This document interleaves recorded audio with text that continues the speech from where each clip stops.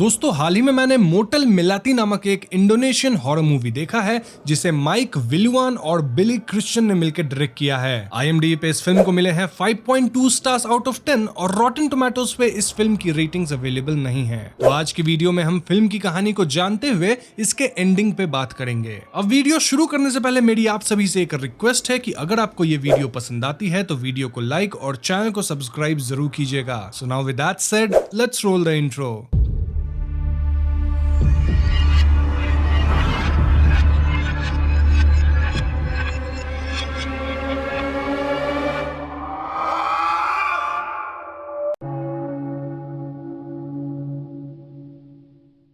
तो दोस्तों कहानी शुरू होती है 1997 से, जहां हम एक पुलिस वाले को देखते हैं और वो मोटल मेलाती के सामने आकर रुकता है। ये पुलिस वाला मोटेल के अंदर जाता है जहां उसके साथ कुछ असाधारण गतिविधियां होती है। लाइक उसका वॉकी टॉकी काम नहीं करता, देन होटल की पेंटिंग के अंदर के कुछ कैरेक्टर्स हिलने डुलने लग गए थे। इनफैक्ट एक कैरेक्टर तो ब्लड ऐसा स्पैटर करता है कि इस पुलिस वाले के मुंह पे ही पड़ता है। हद तो तब हो जाती है जब हम एक पेंटिंग वाली औरत को पुलिसमैन के पास भी देखते हैं जो कि ब्लैक वेल एंड ड्रेस पहनी थी। एंड जैसे जैसे वो अपना हेड टिल्ट कर रही थी वैसे वैसे वो पुलिस वाला इधर उधर होके गिर रहा था। इसके बाद फाइनली एक और लेडी आती है जो कि कुल्हाड़ी से इस पुलिस वाले को मार डालती है। देन हम इस लेडी को फोर्थ वॉल ब्रेक करते देखते हैं, मतलब कि वो ऑडियंस से सीधा बात करती है और अपनी कहानी बताना शुरू करती है। तो यहाँ से कहानी 7 दिन पहले की आती है जब हम एक फैमिली को ट्रैवल करते हुए देखते हैं। इस फैमिली में पेरेंट्स का नाम डारा एंड करीम है, वहीं इनके बेटे का नाम जेमी है। ये लोग मोटल मेलाती पहुंचते हैं फॉर देयर स्टे और काउंटर पे इन्हें होटल का केयर टेकर गोलॉक मिलता है। गोलॉक यहाँ जेमी को ध्यान से देखता है और उससे कहता है कि जेमी उसे किसी ऐसे इंसान की याद दिलाता है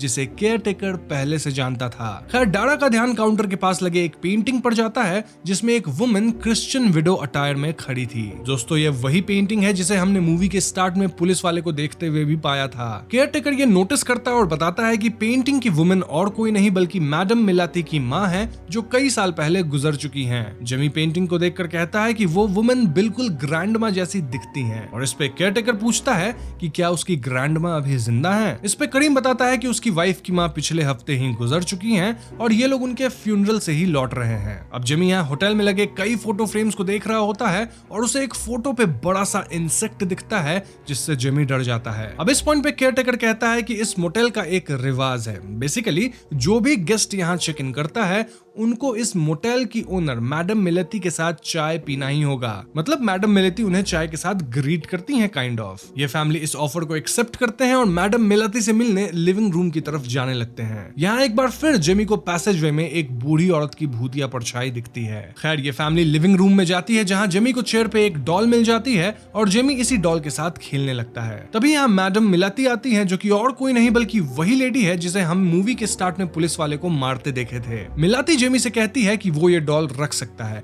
लेकिन यहाँ अजीब बात ये थी कि जेमी के हिसाब से ये डॉल उससे बात कर रहा है, जहाँ डॉल का कहना था कि जेमी बिल्कुल मैडम मेलाती के बेटे जैसा दिखता है। इस पर मैडम मेलाती कहती है कि हाँ जेमी कुछ हद तक उनके बेटे जैसा दिखता तो है। डारा मेलाती से पूछती है कि क्या उनका बेटा यहीं रहता है और इस पॉइंट पे हम व्यूअर्स को थोड़े फ्लैशबैक्स दिखाए जाते हैं डिपिक्टिंग कि मैडम मेलाती का बेटा शायद अब इस दुनिया में नहीं है। एंड यस वो वाकई जेमी जैसा दिखता था। तो फ्लैशबैक के बाद मैडम मेलाती डारा से इनडायरेक्टली कहती हैं कि उनका बेटा इस दुनिया में नहीं है। साथ ही वो डारा को टॉन्ट भी मारती हैं कि कैसे डारा की माँ की मौत के वक्त उनके साथ कोई नहीं था। इस पे करीम कहता है कि डारा की माँ तो नींद में ही बहुत पीसफुली और अपनी लाइफ फुली जी के इस दुनिया को छोड़ के गई हैं। बट मेलाती वाज लाइक कि तुम लोग अपने गिल्ट को कम करने के लिए ऐसी बातें बोलते हो, लेकिन जरूरी नहीं कि मरते वक्त जो इंसान आराम से मरा हो उसे एक्चुअल में पीस मिल ही जाए। बेसिकली मेलाती यहाँ डारा और उसकी फैमिली को ब्लेम कर रही थी कि कैसे वो लोग अपनी माँ का ख्याल नहीं रखे, उन्हें अलग छोड़ दिए थे। अब यहाँ पे हम मेलाती के पॉइंट ऑफ व्यू से एक बूढ़ी डरावनी औरत को डारा के पास बैठा देख पाते हैं और इसके बाद डारा अपने फैमिली के साथ यहाँ से निकलती है। खैर तो अब आगे कुछ और अजीब चीजें होती है। लाइक डारा को एक पेंटिंग मूव होती दिखती है। देन हम केयर टेकर गोलॉक को एक मुर्गे को मार के कुछ तो रिचुअल जैसा करते देखते हैं वगैरह वगैरह। इसके आगे हम देख पाते हैं कि डारा थोड़ा अफसोस जता रही थी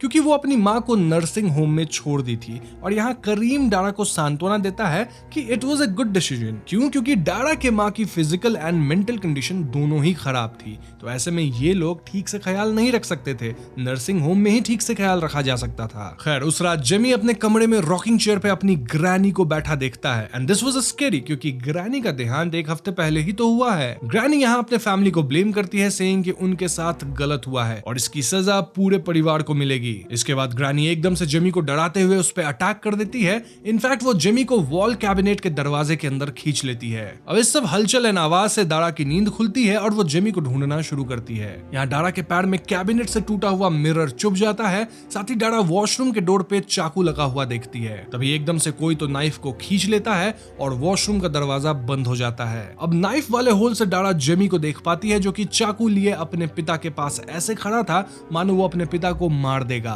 डारा जेमी को रोकने के लिए चिल्लाती है, लेकिन यहाँ घोस्टली ग्रैनी कहने लगती है कि कैसे जेमी अब उसकी एक बात नहीं सुनेगा। इसके बाद जेमी अपने पिता के सीने में चाकू मार के उनकी हत्या कर देता है। देन वॉशरूम का डोर खुलता है और डारा करीम के शरीर के पास जाके रोने लगती है। यहाँ हम जेमी को भी देखते हैं, जो कि ट्रांस वाली स्टेट में था और डारा उसे जगाने की कोशिश करती है, लेकिन डारा की भूतिया माँ यहाँ डारा को भड़काने लगती है, सेइंग कि मैं भी जेमी का वैसे ही ख्याल रखूंगी जैसे तुमने मेरा रखा। ऐसे में डारा अपनी माँ की तरफ लपक पड़ती है और इसके परिणाम अनुसार वो खिड़की से नीचे गिर के मारी जाती है। इसके बाद अगला सीन मॉर्निंग का आता है, जब मेलाती एंड गोलोक को इन तीनों लोगों की बॉडीज मिलती है और ये दोनों ऐसे रिएक्ट करते हैं मानो उन्हें पता ही था कि ऐसा कुछ यहाँ होगा। गोलोक बॉडीज को नीचे बेसमेंट में लेके जाता है, जहाँ वो जेमी का खून एक ब्लड बैग में निकालता है। देन वो ये ब्लड बैग एक कोल्ड स्टोरेज में डालता है, जहाँ हम पहले से भी कई ब्लड बैग्स देख पाते हैं। अब यहाँ एक अजीब बात होती है। क्या? वेल, केयर टेकर मैडम मेलाती से कहता है कि जेमी बिल्कुल उसके जैसा दिखता था। हम वो समझ पाते हैं कि वो दोनों मेलाती के बेटे की बात कर रहे थे। एंड देन केयर टेकर कहता है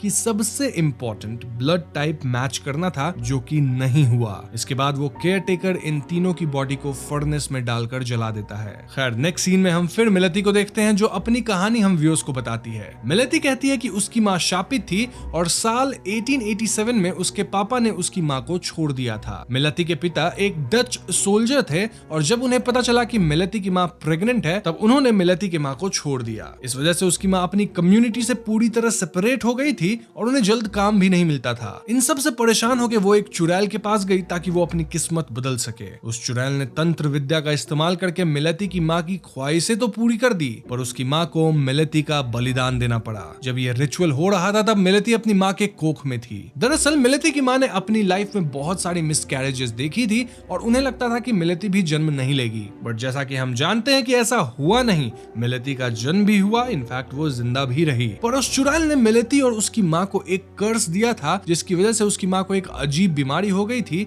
और इस बीमारी का इलाज डॉक्टरों के पास भी नहीं था, लेकिन एक डॉक्टर उन्हें हेल्प करने के लिए रेडी हो गया। हम यहाँ मोटल मेलाती देख पाते हैं, लेकिन साइन बोर्ड मोटल मेलाती का नहीं था, बल्कि किसी डॉक्टर कुस्नो सदजुवो का लिखा था। मतलब कि मोटल मेलाती एक मोटल बनने से पहले एक डॉक्टर का घर था जिसका नाम था डॉक्टर कुस्नो। मेलाती बताती है कि ये 1990 की बात है जब उसकी माँ डॉक्टर कुस्नो से मिली। डॉक्टर कुस्नो बहुत ही अजीब आदमी थे। I mean, वो एक आउटकास्ट थे जिन्हें उनकी कम्युनिटी से निकाल दिया गया था। क्यों निकाला गया था? वेल, क्योंकि वो मेडिकल साइंस को बहुत ही अनकन्वेंशनल तरीकों से एक्सप्लोर करते थे। मेलाती की माँ की बीमारी उनके लिए एक बहुत ही इंटरेस्टिंग मिस्ट्री थी। Basically he was like a mad scientist, जिसे लगता था कि वो मेलाती की मॉम को ठीक कर सकता है। वो मेलाती की माँ से कहता है कि वो मेलाती को लेकर सबसे छुप के रात में उनसे मिलने आए। तो जब मेलाती और उसकी माँ डॉक्टर के पास रात में जा रही होती हैं, तब उनके पीछे कुछ मास्क्ड मेन लग जाते हैं और ये मास्क्ड मेन वो लोग थे जो भूत, चुड़ैल, आत्मा जैसी किसी भी सुपरनैचुरल एंटिटी का शिकार करते थे। उन्हें मेलाती की मॉम के कर्ज के बारे में पता चल गया था और ऐसे में ये लोग मेलाती और उसकी मॉम को वहीं पेड़ पे टांग देते हैं। ये सब डॉक्टर कुस्नो का बेटा खिड़की से देख रहा होता है, जबकि डॉक्टर खुद तो सो रहा था। खैर, इसके बाद सीन प्रेजेंट टाइम में शिफ्ट होता है और हम एक टो ट्रक को मोटल मेलाती के सामने आकर रुकते हुए देखते हैं। दरअसल उन्हें करीम फैमिली के कार को टो करने के लिए बुलाया गया था। अब ट्रक वाले दो लोग प्लान करते हैं कि वो लोग इस होटल को लूट लेंगे, क्योंकि होटल के बाहर इतनी कार्स है तो अंदर माल भी तो बहुत होगा। वैसे मैं आपको बता दूं कि गोलोक और मेलाती को पता चल गया था कि ट्रक वाले क्या प्लान कर रहे हैं। स्टिल वो कोई एक्शन नहीं लेते, क्योंकि मेलाती के हिसाब से घर को नई आत्माओं की सख्त जरूरत है। अब नेक्स्ट सीन में हम एक यंग कपल को मोटल मेलाती में जाते देखते हैं। यहाँ लड़का अपना नाम रैम्बो बताता है, जो कि ऑफ कोर्स झूठ था, लड़के का नाम रैम्बो नहीं था, बट हम इसे वीडियो में रैम्बो ही कहेंगे। खैर, तो रैम्बो कहता है कि उसे रात 12 बजे तक के लिए रूम चाहिए। गुलॉक इन्हें भी मिलेती के साथ चाय पीने भेजता है और बातों बातों में मिलेती कहती है कि इस कपल के बीच जो प्यार है उसे देखकर लगता है जैसे वो ऐसा प्यार नहीं जिसे फिजिकली एक्सपीरियंस किया जा सकता है। देन हम देख पाते हैं कि लड़की, जो कि अपना नाम माया बताती है, उसकी तरफ चेयर पे रखा वो डॉल टर्न करता है। खैर, आगे मिलेती कहती है कि अगर माया अपनी बॉडी की प्योरेस्ट पार्ट रैम्बो को देने के लिए तैयार है तो इसका मतलब है कि वो अपनी सोल रैम्बो को देने के लिए तैयार है। ये सब बकवास सुनकर रैम्बो उठता है और कहता है कि उन्हें काफी देर हो चुकी है और अब उन्हें चलना चाहिए। मिलेती उनसे कहती है कि वो यहाँ सिर्फ 12 बजे तक ही रुक सकते हैं और अगर वो उससे लेट हुए तो उन्हें कुछ दिन और यहाँ बिताना पड़ेगा। वो दोनों ये सुनकर वहां से चले जाते हैं। अब यहाँ से कहानी वापस 1900s में चली जाती है, जहां हम मिलेती और उसकी माँ को उस ट्री से लटकता हुआ देखते हैं। मास्क्ड मैन वहां से जा चुके थे और हम एक लड़की को वहां आकर मिलेती को उस ट्री से उतारते देखते हैं। मिलेती अब भी जिंदा थी और ये लड़की और कोई नहीं बल्कि मिलेती की दोस्त और उस चुड़ैल की बेटी थी। वो मिलेती को उसके साथ चलने के लिए कहती है, लेकिन मिलेती कहती है कि उसे अपनी माँ के साथ रहना है। ये सुनकर उसकी फ्रेंड वहां से चली जाती है और हम समझ पाते हैं कि मिलेती को अपनी माँ वाली कर्स लगने का डर है। तो अगले दिन सुबह डॉक्टर कुस्नो का बेटा, जिसका नाम सजित है, वो ट्री के पास आता है और मिलेती से मिलता है। डॉक्टर कुस्नो फाइनली उठते हैं और देखते हैं कि उनके घर के मेन डोर से नीचे बेसमेंट तक खून के निशान थे। हम देख पाते हैं कि बेसमेंट में सजित मिलेती की मॉम की बॉडी को ले आया था और यहाँ डॉक्टर कुस्नो अपने बेटे को एक थप्पड़ मारते और कहते हैं कि दरवाजा लॉक करने के पीछे वजह होती है। मिलेती हमें बताती है कि उस दिन वो पहली बार डॉक्टर कुस्नो से मिली थी और उन्हें देखकर मिलेती को लगा जैसे उसकी माँ की मौत से डॉक्टर कुस्नो को बहुत दुख हुआ था, क्योंकि ऑफ कोर्स वो अपना यूनिक लिविंग सब्जेक्ट खो चुके थे। हम देख पाते हैं कि मिलेती बेसमेंट में छुपी हुई रहती है और डॉक्टर कुस्नो के सामने नहीं आती। हम जान पाते हैं कि डॉक्टर कुस्नो बीमारी से मरने वाले गरीब लोगों के लाशों को खरीदते थे ताकि वो उन पे स्टडी कर सके। खैर, तभी एक आदमी एक ऐसी डेड बॉडी लेके आता है जो सांप काटने से मरा होता है। सजित बॉडी की पेमेंट करता है और उसे नीचे बेसमेंट में लाता है। वो दोनों उस बॉडी को क्लीन कर रहे होते हैं जब सजित को मिलेती की माँ की भूत दिखती है। वो डर जाता है पर डॉक्टर कुस्नो उसे डांट देते हैं और काम पर ध्यान देने कहते हैं। मिलेती हमें बताती है कि ये बात तो सभी गांव वाले जानते थे कि डॉक्टर कुस्नो अजीबो गरीब एक्सपेरिमेंट्स करते रहते हैं, बट उन्हें भी इस बात का अंदाजा नहीं था कि उनके बेसमेंट में एग्जैक्टली क्या होता है। मिलेती बताती है कि डॉक्टर इमॉर्टैलिटी यानी कि न मरने की खोज करने के चक्कर में आत्माओं को परेशान करते थे और अपने बेटे सजित को भी इन बुरी चीजों में शामिल करते थे। अचानक से वो आदमी उठ जाता है जिसकी लाश अभी आई थी एंड उठ के चिल्लाने लगता है। वो सजित का थ्रोट पकड़ के उसे चोक करने लगता है पर डॉक्टर कुस्नो उसके पेट में चाकू मारकर उसकी हत्या कर देते हैं। देन वो अपने बेटे को डांटते हैं कि डेड बॉडी लेने से पहले उसे अच्छे से चेक कर लेना चाहिए कि कहीं वो आदमी जिंदा तो नहीं। खैर, आगे हम डॉक्टर कुस्नो को किसी लेडी के बालों को ब्रश करते देखते हैं और ये लेडी रॉकिंग चेयर पे होती है और इन्हें खून चढ़ रहा होता है। ये लेडी मोस्टली सजित की माँ यानी कुस्नो की बीवी थी जो कि मर चुकी थी, लेकिन कुस्नो उसे किसी तरह जिंदा लाश माफी कर रखा था। इस सीन से क्लियर था कि कुस्नो अपनी वाइफ को जिंदा करने के लिए ही ये अजीबो गरीब एक्सपेरिमेंट्स करता है। इस पर सजित कहता है कि अगर वो लोग सच में उनसे प्यार करते हैं तो उन्हें इनकी बॉडी को बड़ी या क्रीमेट कर देना चाहिए। इस पर डॉक्टर कहते हैं कि उनकी वाइफ ने अपनी बॉडी को साइंस के हवाले कर दिया है जिससे वो सीख पाए और उन्हें कुछ फायदा हो। खैर, नेक्स्ट सीन में डॉक्टर कुस्नो मिलेती की मॉम की बॉडी में कट लगाने जा रहा होता है कि तभी मिलेती उसे रुकने के लिए कहती है। डॉक्टर ऑफ कोर्स उसे देखकर चौंक जाता है और सजित बताता है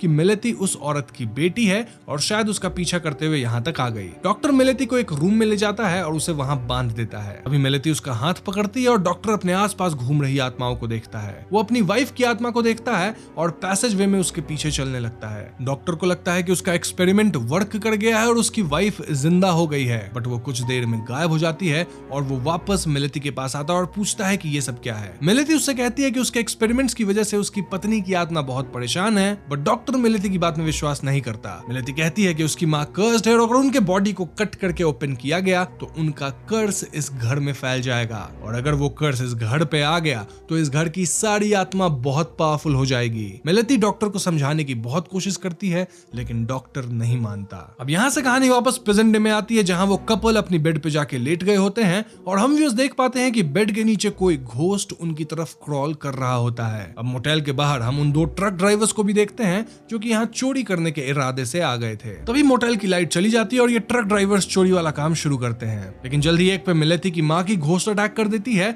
और एक पे वो डॉल नाइफ से अटैक करती है। ऐसे में एक ट्रक वाला पैसेज वे में भागता है और एक बेसमेंट की तरफ भागता है। वहीं माया की बात की जाए तो उसे वॉशरूम के मिरर कैबिनेट में ड्रग्स मिलती है और वो न सिर्फ इसे खुद खाती है बल्कि रैम्बो को भी खिलाती है। इसे खाते इन्हें अजीब फील होता है, जिसके बाद माया रैम्बो से पूछती है कि जब वो बूढ़ी हो जाएगी क्या तब भी वो उससे इतना ही प्यार करेगा, जिस पर रैम्बो हाँ कहता है। उसकी बात प्रूव करने के लिए माया उस रूम के कबर्ड में रखे ओल्ड पीपल के क्लोथ्स को निकालती है और पहन लेती है। रैम्बो भी उन कपड़ों को पहन लेता है और दोनों कुछ देर डांस करते हैं और फिर सो जाते हैं। दूसरी तरफ एक ट्रक वाला मिलेती के रूम में जाके छुप जाता है और तभी मिलेती फ्रेशन अप होकर अपने मिरर के सामने बैठती है और हम देख पाते हैं कि मिलेती के फेस पे भी वैसे ही वेन्स हैं जैसे कि उसकी मॉम के फेस पे थे। वो अपने फिंगर्स से उन वेन्स लाइक स्ट्रक्चर को निकालती है जो किसी वॉर्म की तरह दिखते हैं। तभी फर्स्ट पार्टनर मिलेती पे नाइफ से अटैक करता है जिससे मिलेती नीचे गिर जाती है। यहाँ से सीन वापस माया पे फोकस करता है जहाँ माया की नींद खुलती है और टाइम 12 से ज्यादा हो चुका था। वहीं रैम्बो, जिसका असली नाम रिजाल था, माया उसे उठाने की कोशिश करती है लेकिन रैम्बो नहीं उठता। इसके बाद माया को चलने में तकलीफ होती है और हम व्यूअर्स देखते हैं कि उसके पैर किसी बूढ़ी औरत के जैसे थे और उसके बाल भी सफेद हो चुके थे। माया यहाँ खुद को मिरर में देखती है और यहाँ पे वो एकदम बूढ़ी हो चुकी थी। जी हाँ दोस्तों, माया फौरन रैम्बो रिजाल को उठाती है और हम देख पाते हैं कि रिजाल भी पूरी तरह से बूढ़ा हो चुका था। माया जोर से उसके हाथ को खींच रही होती है जिससे रिजाल के हाथ में मोच आ जाती है। माया एक बार फिर वॉशरूम में जाती है और उन दवाइयों को ढूंढने लगती है। तभी उसके टीथ टूटकर उसके हाथ में आ जाते हैं। उधर रिजाल फिगर आउट करता है कि ऐसा शायद इसलिए हो रहा है क्योंकि उन लोगों ने ओल्ड पीपल के कपड़े पहन रखे हैं। बट तब तक माया बुरी तरह रोने लग चुकी थी। वो जमीन पे गिरे टॉनिक पे फिसलती है और समहाउ कर्टन में फंस के बाथटब में गिर के डूब के मारी जाती है। इधर रिजाल जब बेड से उतरने की कोशिश करता है तब उसका बैलेंस बिगड़ जाता है और वो सिर के बल नीचे गिरता है जिससे उसकी भी मौत हो जाती है। अब यहाँ से सीन दूसरे ट्रक ड्राइवर पे फोकस करती है जो कि बेसमेंट में उठता है। दरअसल वो जब बेसमेंट में आते वक्त गिरा था तब वो बेहोश हो गया था। वो अपनी लाइटर जलाता है और इधर उधर देखने लगता है। तभी फर्नेस से किसी आदमी की आवाज आती है। जब ट्रक वाला फर्नेस को खोलता है तो हम देख पाते हैं कि फर्नेस के अंदर का आदमी और कोई नहीं बल्कि डॉक्टर कुस्नो थे जो कि अब किसी मॉन्स्टर की तरह दिख रहे थे। वो इस सेकंड ट्रक ड्राइवर पे अटैक करके उसके मांस को खाने लगते हैं। Now coming to the first truck guy, वो मिलेती के सामान को चुरा रहा था। तभी मिलेती आंखें खोलती और उठ खड़ी होती है और हम देख पाते हैं कि मिलेती की एक आंख बिल्कुल उसकी मां की तरह कंप्लीटली ब्लैक थी। तो इसके बाद मिलेती पहले तो उस ट्रक वाले पे नाइफ से रिपीटेडली अटैक करती है जिसके बाद वो विंडो से नीचे गिर जाता है। अब ट्रक वाला अब भी मरा नहीं था और ऐसे में वो भागने की कोशिश करता है लेकिन तभी केयर टेकर एक गन से उसे शूट करने लग जाता है। ट्रक वाला बंदा किसी तरह अपनी ट्रक तक पहुंचता है और ड्राइव करना शुरू करता है पर उसे एक गोली लग जाती है। अब यहाँ से सीन शिफ्ट होकर सुबह की आती है जब हम रिजाल और माया को अपने ओरिजिनल फॉर्म में देखते हैं। ऑल्दो दोनों मृत जरूर थे। इसके बाद केयर टेकर और मैडम मिलेती वहां आते हैं और मिलेती माया के फिंगर्स से एक रिंग निकालती है। इसके बाद हम एक और फ्लैशबैक देखते हैं। सो ईयर 1917 में हम मिलेती को उसके रूम में देखते हैं कि तभी वहां सिजित आता है। इस पॉइंट तक दोनों बड़े हो चुके हैं और सिजित मिलेती से पूछता है कि क्या उसने उसके प्रपोजल के बारे में कुछ सोचा है। इस पर मिलेती कहती है कि उसका जवाब ना है, जिसके बाद सिजित मिलेती को एक रिंग देता है और कहता है कि मिलेती से संभाल कर रखे। अब यहाँ हम फ्लैशबैक में ही और पीछे जाते हैं यानी 1990 में, जहाँ सिजित और डॉक्टर कुस्नो मिलेती के वार्निंग्स के खिलाफ जाकर उसके मॉम को कट ओपन करते हैं। वो जैसे ही कट लगाते हैं उन्हें एक बहुत बुरी स्मेल आती है। उधर हम मिलेती को अपने रूम में लेटे हुए देखते हैं जो कि अपनी आंखें खोलती है और उसकी आंखें पूरी तरह से ब्लैक हो चुकी थी। मिलेती कहती है कि वो माँ को अच्छी तरह से सुन पा रही थी। उधर मिलेती की माँ के शरीर से ढेर सारा खून निकल रहा था और अचानक से बॉडी के अंदर से एक वियर्ड क्रीचर बाहर आके डॉक्टर कुस्नो को बाइट कर लेता है। हम देख पाते हैं कि वो ब्लैक वेन्स लाइक स्ट्रक्चर जैसा मिलेती के मॉम की फेस पे था वो पूरे घर में फैलने लगता है। तभी वो डेड बॉडी उठ जाती है और चिल्लाने लगती है। वो दोनों बेसमेंट से भाग जाते हैं और ऊपर आकर डोर लॉक कर देते हैं। अब वो जैसे ही घर के बाहर निकलते हैं तो कोई अदृश्य शक्ति डॉक्टर कुस्नो को वापस घर के अंदर खींच लेती है। सजित उन्हें रोकने की बहुत कोशिश करता है बट वो उन्हें बचा नहीं पाता। हम देखते हैं कि डॉक्टर की वाइफ जिसकी बॉडी को उसने एक चेयर में रखा हुआ था उसकी बॉडी में भी वो वेन्स दिखने लग गई थी। यहाँ मिलेती अपने वॉइस ओवर में कहती है कि ये सब तो सिर्फ एक शुरुआत है। नाउ प्रेजेंट टाइम में नेक्स्ट डे हम पुलिस को देख पाते हैं जो कि उस टो ट्रक को इंस्पेक्ट कर रही होती है और उनमें से जो सीनियर ऑफिसर था वो अपने जूनियर से कहता है कि आगे थोड़ी दूर पे मोटल मिलेती है तो वो वहां जाए और इन्वेस्टिगेट करे। ये जूनियर ऑफिसर वही पुलिस वाला होता है जिसे हमने मूवी के स्टार्ट में देखा होता है। अब यहाँ से सीन कट होकर प्रेजेंट टाइम में ही लेकिन पिछले रात की दिखाई जाती है। हम देखते हैं कि मिलेती और care taker second truck driver की बॉडी के पास खड़े होते हैं। तभी केयर टेकर फर्स्ट पार्टनर को शूट करने बाहर जाता है और मिलेती डेड बॉडी पर बाइट मार्क देखती है और फिर फर्नेस के अंदर देखती है। वहां उसे फर्नेस के रूफ पर खून लगा हुआ दिखता है और ये देखकर वो शॉक्ड हो जाती है। उसे फ्लैशबैक्स आते हैं और हम देख पाते हैं कि मेलेती ने डॉक्टर को फर्नेस में डाल के जला दिया था। वो बताती है कि ये कर्स मॉर्टल्स के लिए नहीं था, ये कर्स इंसान को शैतान में बदल देता है। मेलेती के हिसाब से 1 सेंचुरी पहले वो शैतान इस घर में कैद हो गया था, पर अब वो फिर से आजाद है। यहाँ मेलेती डॉक्टर कुस्नो की बात कर रही है जो अब उस कर्स के साथ आजाद है। मेलेती डर जाती है और कहती है कि वो इस शैतान को जरूर रोकेगी। वहीं हम व्यूअर्स कुस्नो को देखते हैं जो कि चूहों को पकड़ के खा रहा था। अब सीन वापस से इंट्रो के पहले सीन पे शिफ्ट होता है जहां मैडम मेलेती 4th वॉल ब्रेक करके ऑडियंस से बात करती है। वो कहती है कि आओ मुझे ढूंढो, और इसी के साथ मूवी खत्म हो जाती है। तो दोस्तों ये थी मोटेल मेलेती फिल्म की कहानी, और हालांकि फिल्म की कहानी सिंपल है, लेकिन यहाँ कई बार कहानी पास्ट एंड प्रेजेंट में शिफ्ट होती है जिससे कंफ्यूजन क्रिएट होता है। साथ ही फिल्म की एंडिंग भी हमें काफी ज्यादा कंफ्यूज करती है। बट डू नॉट वरी, मैं यहाँ कुछ चीजों को क्लियर करूंगा, साथ ही कुछ क्वेश्चंस भी रेज करूंगा जिसका जवाब हमें फिल्म में नहीं दिया गया। तो देखो, ये पूरा मोटेल एक ऐसी जगह बन गया था जहां मरने वाले लोगों की आत्मा फंस जाती थी। ऐसा क्यों हुआ? क्योंकि ऑफ कोर्स मेलाती की माँ के ऊपर जो कर्स था वो कर्स अब इस घर के ऊपर ही आ गया है। और जब ये कर्स आया था तो इस घर के अंदर जितनी भी चीजें थी, चाहे वो पेंटिंग्स हो, वॉल्स हो, डेड बॉडीज हो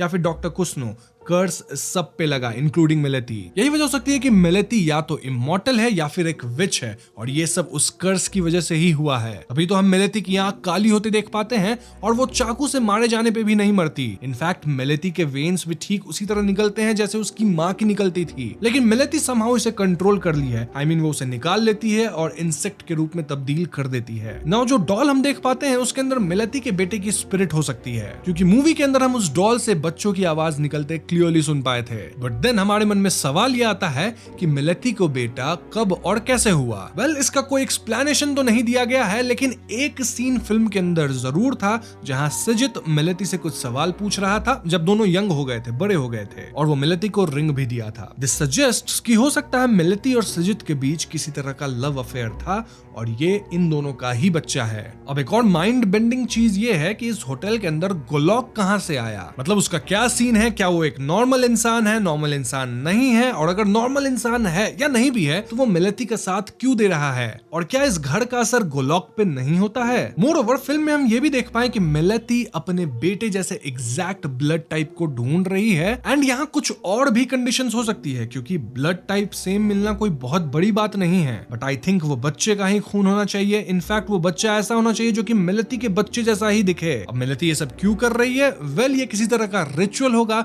जिससे वो अपने बेटे को जिंदा कर दे, और फिलहाल बेटे की आत्मा मुझे तो लगता है उस डॉल के अंदर कैद है। अब अगर ऐसा है तो फिर कुस्नो और मेलेती में क्या ही फर्क रह गया? एंड देन एक और एलिफेंट इन द रूम कि कुस्नो का मॉन्स्टर में तब्दील होना देन वापस आना, ये सब क्या डिनोट करता है? आई मीन, कुस्नो के ऊपर कर्स लग गया था, ये बात तो क्लियर है। देन कुस्नो भागना चाहता लेकिन ये घर उसे खींच लिया था, तो ऑफ कोर्स कुस्नो को मार दिया गया होगा, जिसके बाद ही वो मॉन्स्टर में तब्दील हुआ, और कहीं ना कहीं मेलेती उसे कंट्रोल करके रखती है उस फर्नेस के अंदर। बट समहाउ मूवी के एंड में डॉक्टर कुस्नो वाला मॉन्स्टर आजाद हो गया है, जिससे मेलेती थोड़ी सी वरीड तो दिखी। अब एक और सवाल ये है कि मेलेती यहाँ आने वाले लोगों को क्यों ट्रैप करती है? क्या उसका मकसद सिर्फ लोगों को उनकी गलती का एहसास करा के मारना है, या फिर वो ढेर सारी आत्माओं को इकट्ठा कर रही है for the ritual to bring back her son? In fact एक सीन में मेलेती बोलती है कि घर को आत्मा की जरूरत है, तो क्या ये आत्मा उस रिचुअल के लिए है जिससे वो अपने बेटे को वापस लाए, या फिर कर्स लगने के बाद ये घर ही काइंड ऑफ जिंदा हो चुका है जिसे आत्माएं चाहिए to survive? So as you can see यहाँ इतने सारे सवाल हैं जिनके जवाब हमें नहीं दिए गए हैं, and that is why I think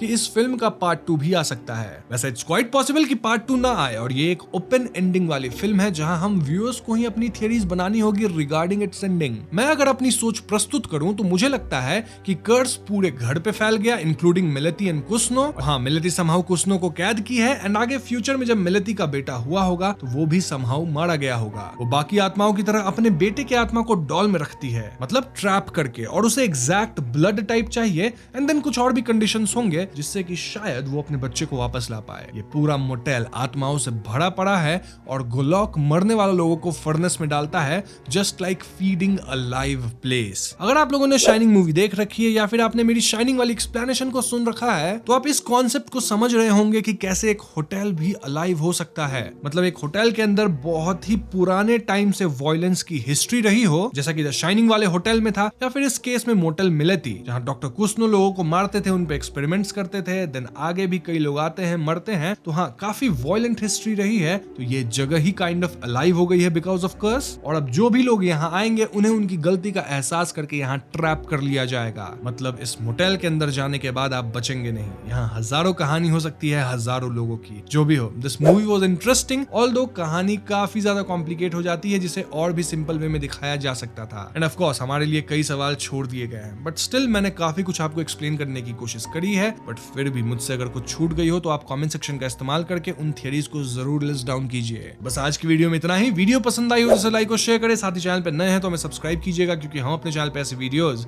लाते रहते हैं। पीस।